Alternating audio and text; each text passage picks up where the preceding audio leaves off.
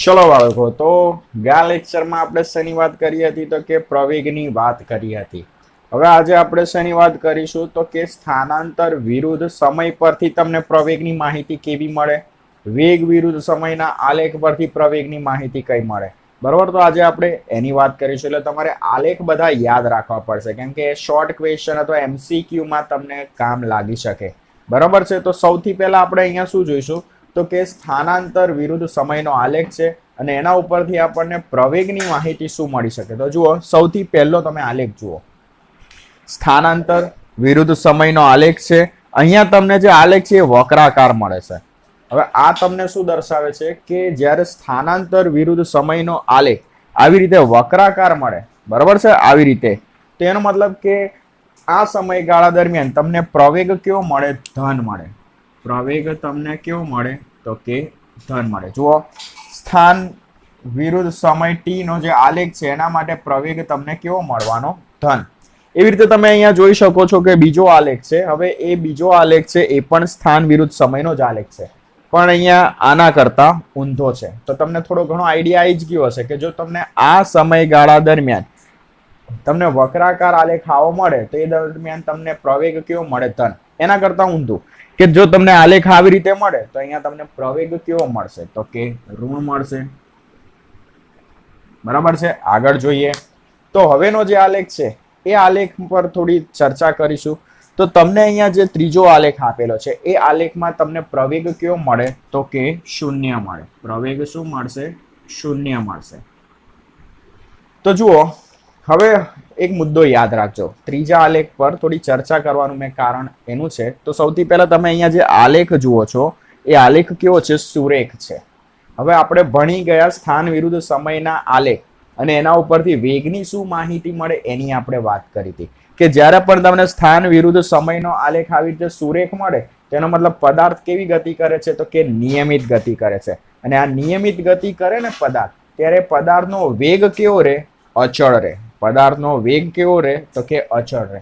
હવે તમે વિચારો કે જો પદાર્થનો વેગ અચળ રહે એટલે કે પ્રારંભિક વેગ v લઈ લો, અંતિમ વેગ v લઈ લો, બરાબર છે. વેગ અચળ છે એટલે પ્રારંભિક વેગ અને અંતિમ વેગ બંને સરખા હોય તો પ્રવેગમાં તમને વેલ્યુ શું મળે? તો કે 0 મળે. તો તમે અહીંયા જોઈ શકો છો કે સ્થાન વિરુદ્ધ સમયનો આલેખ છે, સુરેખ છે. એનો મતલબ પદાર્થનો વેગ કેવો હશે? અચળ હશે. હવે જો પદાર્થનો વેગ અચળ હોય ને તો પ્રવેગ શું મળે? શૂન્ય મળે. તમે પ્રવેગની વ્યાખ્યા શું હતી? તો વેગમાં થતો ફેરફાર છેદમાં સમયગાળો. તો અહીંયા ધ્યાન રાખજો, વેગમાં થતો ફેરફાર એટલે પ્રારંભિક વેગ v1 હતો, v1 બરાબર v, અને અંતિમ વેગ v2 બરાબર v. બરાબર છે. તો પ્રવેગ બરાબર શું થાય? વેગમાં થતો ફેરફાર એટલે કે v2 માઇનસ v1 છેદમાં સમયગાળો લઈ લઈએ t. હવે v2 કેટલા છે? v. v1 કેટલા છે? પણ v છેદમાં t. તો v માઇનસ v એટલે 0. તો તમને અહીંયા પ્રવેગ શું મળશે? 0 મળશે. તો 0 કેમ મળે છે? તો અહીંયા આપણે જોયું કે જ્યારે પણ સ્થાનાંતર વિરુદ્ધ સમયનો આલેખ આપી દીધો હોય, એ આલેખ સુરેખ હોય, તો એનો મતલબ પદાર્થ કેવી ગતિ કરે છે? નિયમિત ગતિ, જે આપણે આગલા લેક્ચરમાં જોઈ ગયા. અને જ્યારે પણ પદાર્થ નિયમિત ગતિ કરે ત્યારે પદાર્થનો વેગ કેવો હોય? તો કે અચળ હોય. બરાબર છે. તમે જુદા જુદા સમયે પદાર્થનો વેગ નક્કી કરવાનો પ્રયત્ન કરો ને તે વેગનું મૂલ્ય દરેક સમયે કેવું મળે? સરખો મળે. એનો મતલબ કે વેગ કેવો રહે? અચળ રહે.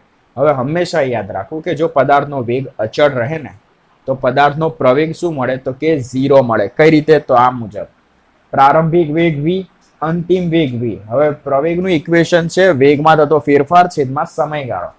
તો અંતિમ વેગ v છે, પ્રારંભિક વેગ પણ v છે. તો v માઇનસ v એટલે શું થયો? તો પ્રવેગ તમારો શું થાય? 0. એટલે યાદ રાખવું કે વેગ અચળ તો પ્રવેગ શું થાય? શૂન્ય થાય. તો અહીંયા આપણે એક મુદ્દો લખી નાખીએ કે જેથી કરીને ખ્યાલ રહે.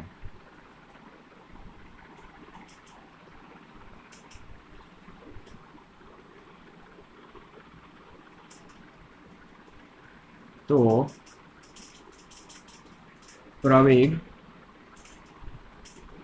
શૂન્ય થાય. કેમ શૂન્ય થાય? તો આપણે એનું ગાણિતિક રજૂઆત આપણે અહીંયા કરી. તો પ્રવેગ તમને કેવો મળે આવા આલેખ માટે? તો કે શૂન્ય મળે. ચલો તો હવે આપણે આગળ વાત કરીએ તો વાત આવે છે કે વેગ વિરુદ્ધ સમયના આલેખ પરથી પ્રવેગની કઈ રીતે માહિતી મળે.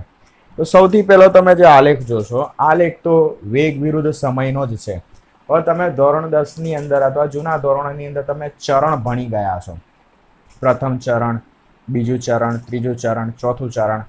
હવે તમે અહીંયા જે આલેખ જુઓ છો એ કયા ચરણમાં છે? પ્રથમ ચરણમાં છે. વેગ વિરુદ્ધ સમયનો આલેખ છે અને કેવો છે તો કે સુરેખ આલેખ છે. બરાબર છે. તો વેગ વિરુદ્ધ સમયનો આલેખ સુરેખ છે, પાછો કયા છે? પ્રથમ ચરણમાં. તો તમને શેની માહિતી મળે? તો અહીં જે પદાર્થ છે એનો પ્રવેગ ધન હશે અને બીજું તો કે પદાર્થ ધન દિશામાં ગતિ કરે છે, એનો મતલબ એવો થયો. વેગ વિરુદ્ધ સમયનો આલેખ છે, સુરેખ આલેખ છે ને, એટલે તમે એનું ઢાળ શોધશો. એટલે ઢાળ તમને શેની માહિતી આપે તો કે પ્રવેગની.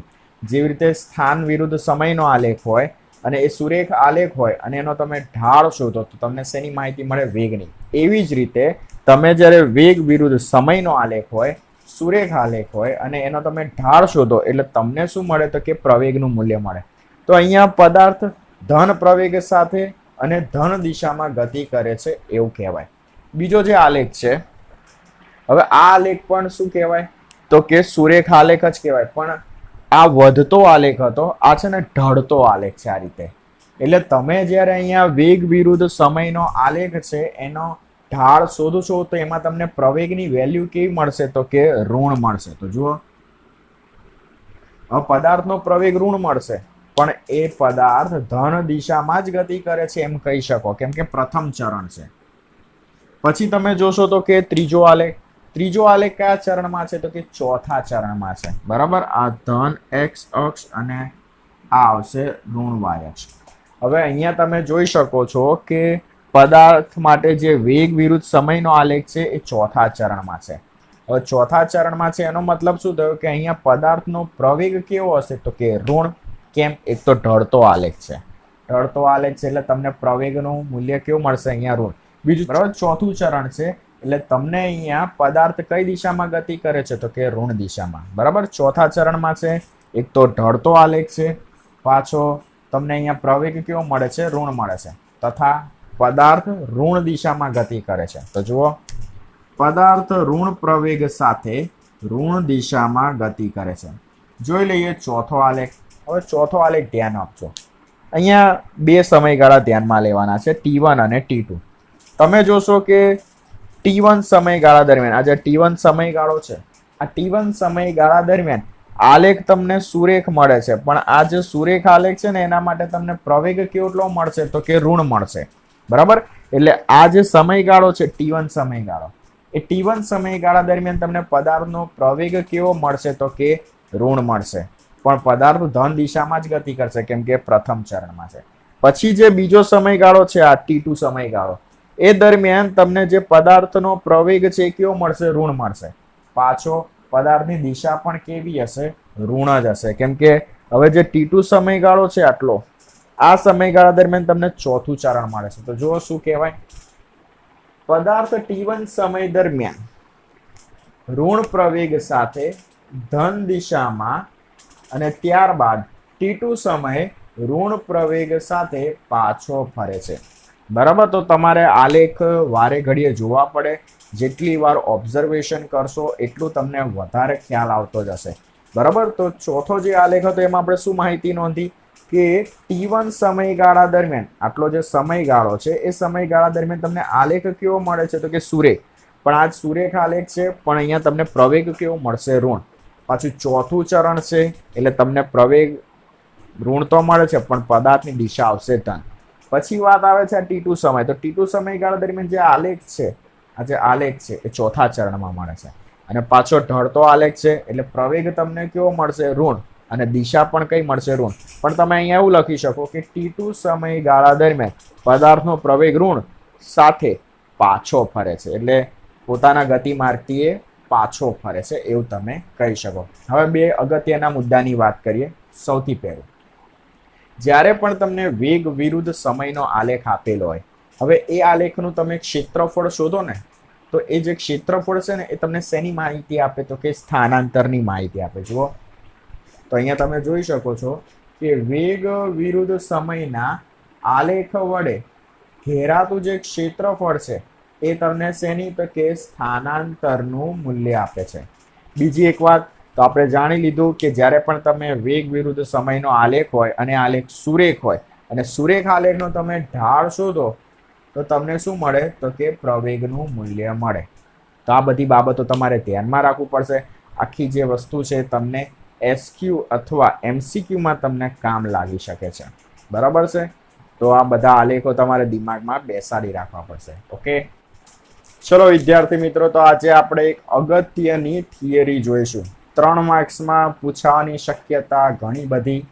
તો થિયરીનું નામ શું છે તો કે નિયમિત પ્રવેગી ગતિ માટેના તમારે સમીકરણો મેળવવાના છે. હવે એ જે સમીકરણો છે એ તમારે આલેખની રીતથી મેળવવાના છે. ધોરણ 9 ની અંદર પણ તમે આ સમીકરણોનો મેળવેલા જ છે, પણ આજે આપણે ફરીથી એ જ સમીકરણો આલેખની રીતથી મેળવીશું. બરાબર છે. તો એના માટે તમારે અહીંયા એક આલેખની જરૂર પડશે. હવે આલેખનું થોડું ડિસ્ક્રિપ્શન આપી દઉં, સમજાવી દઉં. ધારો કે કોઈ એક પદાર્થ છે એ ધન x દિશામાં ગતિ કરે છે. હવે અહીંયા જે આલેખ છે ને આપણો વેગ વિરુદ્ધ સમયનો આલેખ છે, આપણે અહીંયા બતાવી દઈએ. તો આપણો જે આલેખ છે એ કોનો છે તો કે વેગ વિરુદ્ધ સમયનો આલેખ છે. હવે તમારે અહીંયા સૌથી પહેલા એવું વિચારવાનું કે ધારો કે કોઈ પદાર્થ,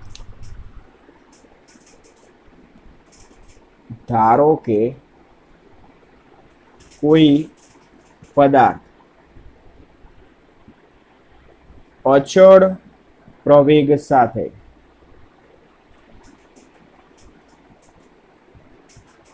ધન x દિશામાં ગતિ કરે છે. હવે આ જે બિંદુ O છે ને એ શું છે આપણું ઉગમ બિંદુ. હવે તમે વિચારો કે આ સમયની અક્ષ છે અને આ વેગની અક્ષ છે. તમે અહીંયા જોઈ શકો છો કે t બરાબર 0 સમય પદાર્થનો વેગ કેટલો છે તો કે v0. બરાબર છે. આ બિંદુ A છે ને ત્યાં પદાર્થનો વેગ કેટલો આવે તો કે v0. તો બિંદુ O ત્યાં સમયની વેલ્યુ હશે 0 અને 0 સમય પદાર્થનો વેગ કેટલો છે તો કે v0. પછી જેમ જેમ સમય આગળ વધે છે અને t સમય આવે છે તો આ t સમય પદાર્થનો વેગ કેટલો હશે તો અહીંયા વેગ આવશે v જેટલો. બરાબર. આપણે અહીંયા સરળતા રહે એના માટે થઈને અહીંયા આપણે v0 બતાવ્યું અને આ શું બતાવ્યું છે v બતાવ્યું છે. બરાબર છે. તો સૌથી પહેલા અહીં t બરાબર 0 સમય વેગ v0 તથા t બરાબર t સમય વેગ v છે. હવે અહીંયા આપણે 3 સમીકરણો મેળવવાના છે. તો એ 3 સમીકરણો કઈ રીતે મળશે? તો સૌથી પહેલા આપણે અહીંયા શું કરીશું તો આપણો જે આલેખ છે એમાં આલેખમાં AB રેખા છે ને, AB રેખાનો આપણે ઢાળ શોધીશું. હવે આપણે ભણી ગયા કે વેગ વિરુદ્ધ સમયનો આલેખ હોય અને આલેખ સુરેખ હોય તો સુરેખ આલેખનું ઢાળ શોધવું તો મને શું મળે? પ્રવેગ મળે. તો આપણે અહીંયા સૌથી પહેલા શું કરીશું? AB રેખા છે એનો ઢાળ શોધીશું. એ ઢાળ પરથી આપણને શેની વેલ્યુ મળે? પ્રવેગની. તો જુઓ, તો સૌ પ્રથમ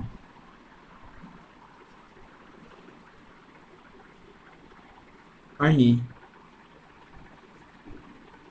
AB રેખાનો ઢાળ. હવે ઢાળ શેની માહિતી આપશે તો કે પ્રવેગની. પ્રવેગને આપણે શેના વડે દર્શાવીએ? સ્મોલ a વડે. તો બેઝિક ઇક્વેશન આવે v2 માઇનસ v1 છેદમાં t2 માઇનસ t1. આપણે જે વેગનું ઇક્વેશન લખેલું હતું ને ઢાળ માટે, v બરાબર x2 માઇનસ x1 છેદમાં t2 માઇનસ t1, સેમ પ્રવેગ માટે આવે, પણ ફરક ક્યાં આવે? ઉપર વેગ આવે. બરાબર, વેગમાં થતો ફેરફાર. તો પ્રવેગ માટે ઢાળનું સમીકરણ આવશે a is equal two v2 minus v1 છેદમાં t2 માઇનસ t1. હવે આપણે આલેખ ઉપરથી આ બધાની વેલ્યુ મેળવવાની. v1 એ શું છે તો કે પ્રારંભિક વેગ, v2 એ શું છે તો કે અંતિમ વેગ. તો તમે વિચારો કે t બરાબર 0 સમય એ પ્રારંભિક સમય કહેવાય અને પ્રારંભિક સમયે જે વેગ મળે એને શું કહેવાય? પ્રારંભિક વેગ. તો t બરાબર 0 સમય પદાર્થનો વેગ કેટલો હશે? v0. બરાબર. તો v1 એ શું થશે v0 થશે. પછી v2 એ શું છે અંતિમ વેગ. તો અંતિમ વેગ તમને ક્યારે મળે અંતિમ સમય. તો અંતિમ સમય પદાર્થનો વેગ કેટલો હશે તો એ હશે v જેટલો.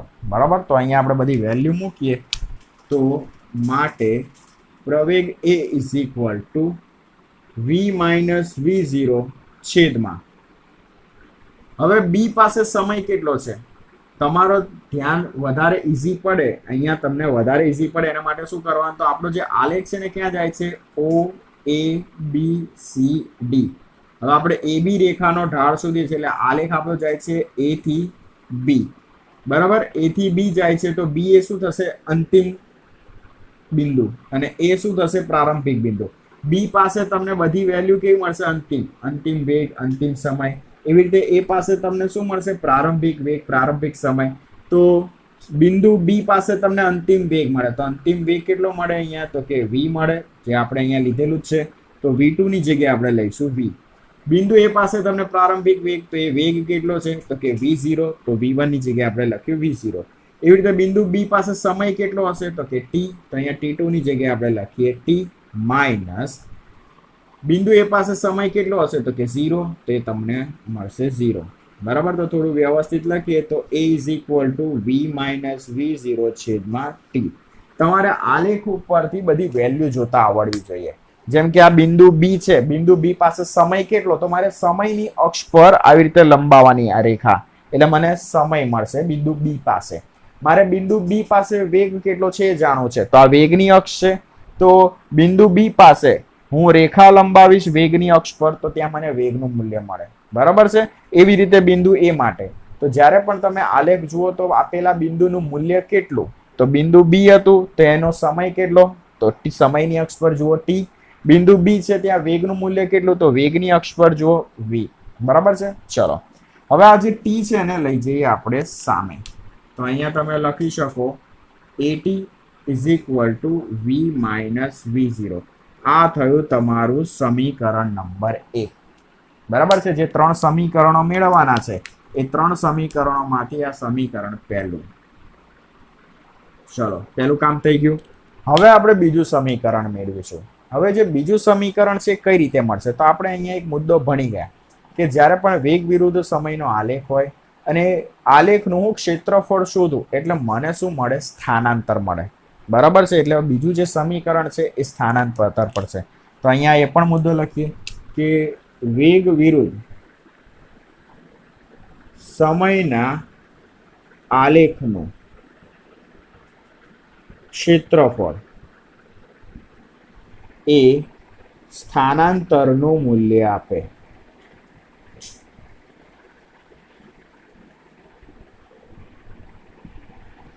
તો હવે તમે જુઓ આપણો જે આખો આલેખ છે એ આખા આલેખનું ક્ષેત્રફળ શોધું એટલે મને શું મળે સ્થાનાંતર. તો તમે જુઓ આખો જે આલેખ છે આટલો ઓ એ બી સી ડી એ આલેખનો આકાર કેવો છે તો તમે અહીંયા જોઈ શકો તો ત્રિકોણ એ બી સી. બીજું અહીંયા તમને શું દેખાય છે લંબચોરસ ઓ એ સી ડી. હવે આ બંને આકારનું ક્ષેત્રફળ શોધું એટલે મને શું મળશે તો કે વેગ વિરુદ્ધ સમયના આલેખ પરથી સ્થાનાંતર મળશે. તો જુઓ તો સ્થાનાંતર ઇઝ ઇક્વલ ટુ ત્રિકોણ એ બી સી નું ક્ષેત્રફળ વત્તા લંબચોરસ ઓ એ સી ડી નું ક્ષેત્રફળ. ચલો સ્થાનાંતરને આપણે દર્શાવીશું x વડે. હવે ત્રિકોણનું ક્ષેત્રફળ એબીસી ત્રિકોણનું ક્ષેત્રફળ તો ત્રિકોણનું ક્ષેત્રફળ એટલે શું આવે 1/2 પાયો ગુણ્યા વેગ. તો આપણે અહીંયા લખીએ 1/2 પાયો શું લઈ લઈએ એસી લઈ લઈએ અને વેગ શું આવશે બીસી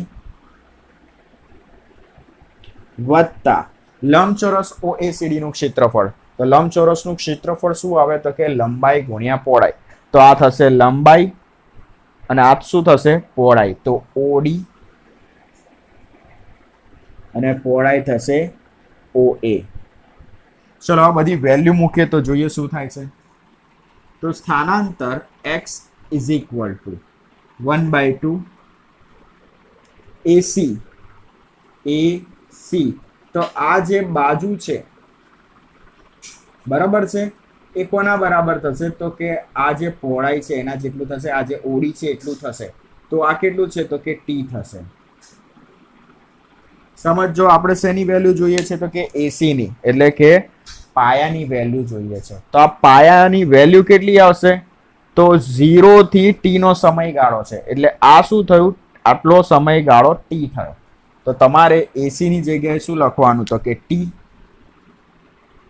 બીજું શું આવે છે તો કે બીસી. તો બીસી, હવે તમે વિચારો કે આટલું જે અંતર છે એ કેટલું છે તો કે વી. આ કેટલું છે તો કે V0. તો હું V માંથી આ V0 બાદ કરું તો મને આટલું અંતર મળે. સમજો કે મારી જોડે બિંદુ O થી લઈને આ બિંદુ સુધીનું મૂલ્ય છે V. હવે હું એમાંથી આ V0 બાદ કરું તો મને આ વેલ્યુ મળી જાય, અને આ જે વેલ્યુ મળશે એ જ આ હશે. તો V માઇનસ V0 કરીશું તો મને V માઇનસ V0 એટલે કોની વેલ્યુ મળી, BC ની વેલ્યુ મળશે. તો જોઈએ બધી વેલ્યુ મૂકીએ તો V માઇનસ V0 વત્તા લંબચોરસનું ક્ષેત્રફળ તો OD, બિંદુ O થી D તે તો શું આવશે T આવશે, બરાબર છે. અને OA, તો OA તો એ તો મૂલ્ય કેટલું છે તો કે V0. તો આપણે અહીંયા મૂકી દઈએ V0. બરાબર, તમને સરળતા રહે એના માટે થઈને આપણે અલગથી બધી વેલ્યુ લખી નાખીએ. જુઓ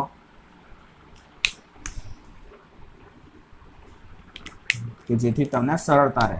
તો OA કેટલું આવશે, OA એટલે આવશે V0, પણ જેટલું OA હશે એટલું જ શું હશે CD, બરાબર CD.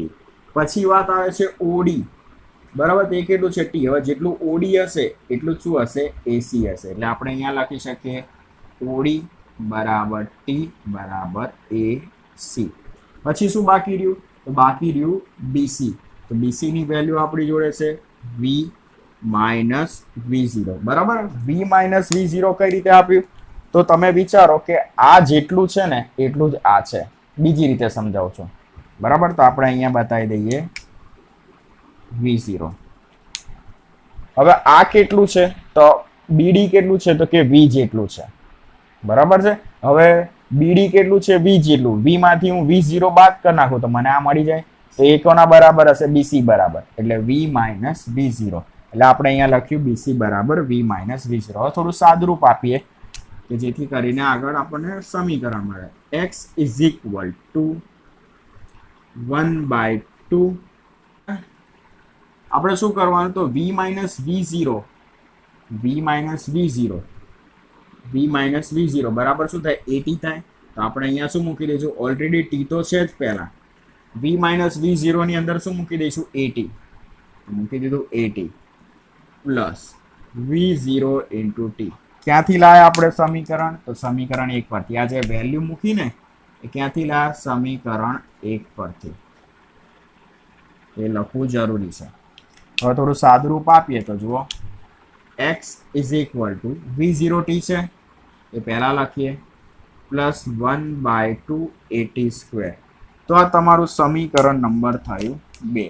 એકદમ ઇઝી. તો તમે આ રીતે બીજું સમીકરણ મેળવી શકો. તો બીજું સમીકરણ કઈ રીતે મેળવ્યું આપણે તો કે તમને જે આલેખ આપેલ છે V વિરુદ્ધ સમયનો, એ આલેખના ક્ષેત્રફળથી આપણે શેનું મૂલ્ય મેળવ્યું, સ્થાનાંતરનું. તો અહીંયા બે આકાર હતા, ત્રિકોણ અને લંબચોરસ. બરાબર, તો એના ઉપરથી આપણે શું મેળવ્યું, આ સ્થાનાંતરનું સમીકરણ. હવે ત્રીજું એક સમીકરણ મેળવવાનું છે. એના માટે આપણે સરેરાશ વેગનો ઉપયોગ કરીએ. તો જોઈએ હવે. તેવી જ રીતે સરેરાશ વેગ એટલે આપણે શું કરીશું, V ની ઉપર આવી રીતે 12 કરીશું ઇઝ ઇક્વલ ટુ સ્થાનાંતર ભાગ્યા સમય. આ આપણું બેઝિક ઇક્વેશન.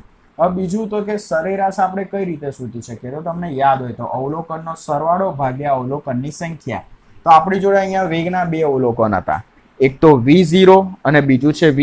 તો હું એમનો સરવાળો કરું ભાગ્યા અવલોકનની સંખ્યા. તો હું V12 ની જગ્યાએ શું લખી શકું તો જુઓ, V વત્તા v0 ભાગ્યા 2 is equal to x by t. હવે x ને હું કરતા બનાવી દઉં તો t સામે જશે, તો જોઈએ શું થાય છે. તો v વત્તા v0 ભાગ્યા 2 ઇન્ટુ ટી.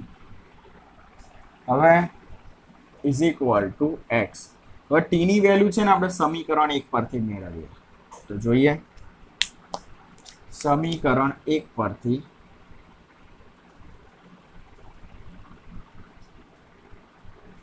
એમાં ટી ને કરતા બનાવી દઈએ તો ટી ઇઝ ઇક્વલ ટુ શું થશે, વી માઇનસ v0 બાય એ.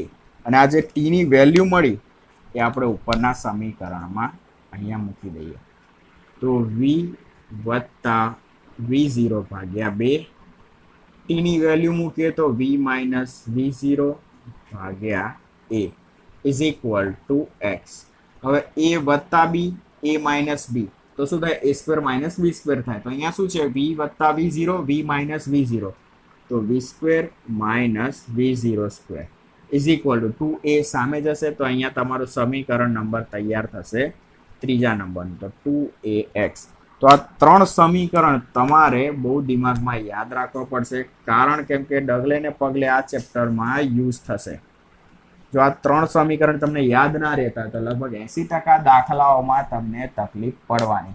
બરાબર છે, તો આ બાબત તમારે ધ્યાનમાં રાખવાની રહેશે. તો સૌથી પહેલું જે સમીકરણ મેળવ્યું એ કઈ રીતે મેળવ્યું, તો કે આપણે જે AB રેખા હતી એના ઢાળના મૂલ્ય પરથી. બીજું જે સમીકરણ હતું કઈ રીતે મેળવ્યું, તો આપણી જોડે જે આલેખ હતો એનું ક્ષેત્રફળ શોધ્યું. ક્ષેત્રફળ તમને શેની માહિતી આપે, તો કે સ્થાનાંતરની.